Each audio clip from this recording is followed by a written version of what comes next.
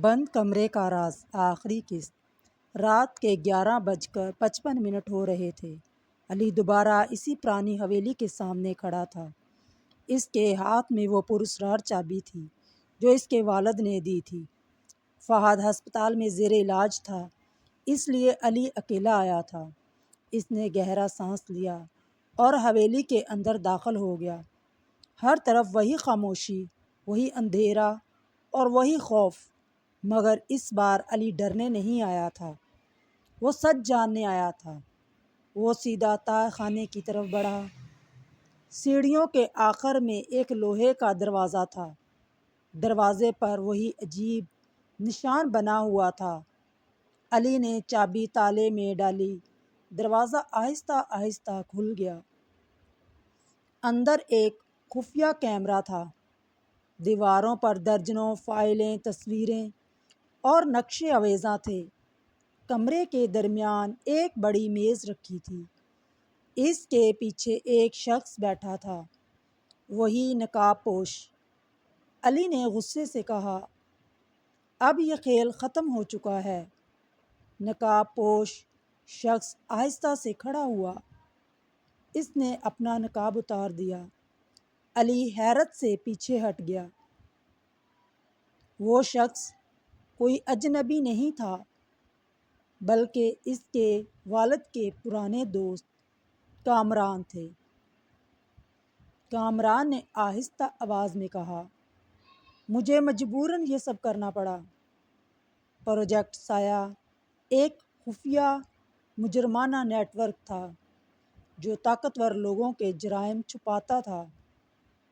تمہارے دادا شروع میں اس کا حصہ تھے، لیکن بعد میں انہیں اپنی غلطی کا احساس ہو گیا۔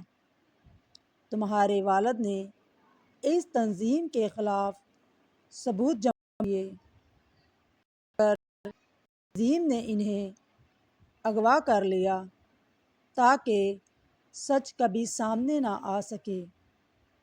اسی لمحے کمرے کے پچھلے دروازے سے کئی مسلح افراد اندر داخل ہوئے۔ ان کے درمیان ایک شخص تھا جسے سب چیئرمین کہہ رہے تھے۔ اس نے ہنستے ہوئے کہا، بہت دیر کر دی تم نے علی۔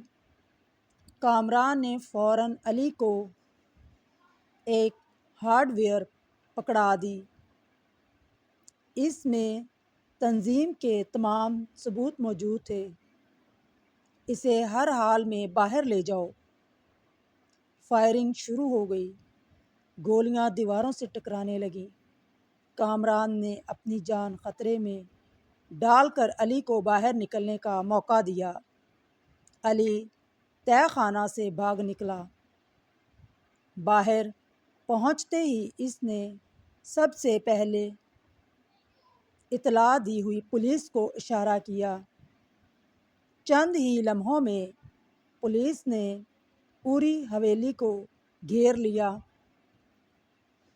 کئی گھنٹوں کے آپریشن کے بعد پروجیکٹ سایہ کے تمام اہم ارکان گرفتار ہو گئے۔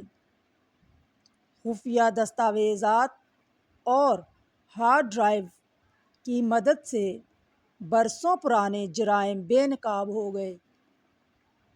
چند دن بعد فہد صحت یاب ہو کر اسپتال سے واپس آ گیا۔ علی کے والد بھی آزاد زندگی گزارنے لگے۔ ایک شام علی دوبارہ حویلی کے سامنے کھڑا تھا۔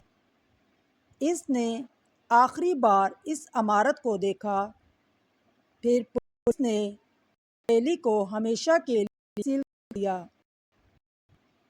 لوگوں کے دلوں میں برسوں سے موجود خوف ختم ہو چکا تھا۔ علی نے آسمان کی طرف دیکھا اور مسکراتے ہوئے کہا، ہر راز ہمیشہ راز نہیں رہتا، ایک دن سچ سامنے ضرور آتا ہے۔ حویلی کے دروازے بند ہو گئے اور بند کمرے کا راز ہمیشہ کے لیے ختم ہو گیا۔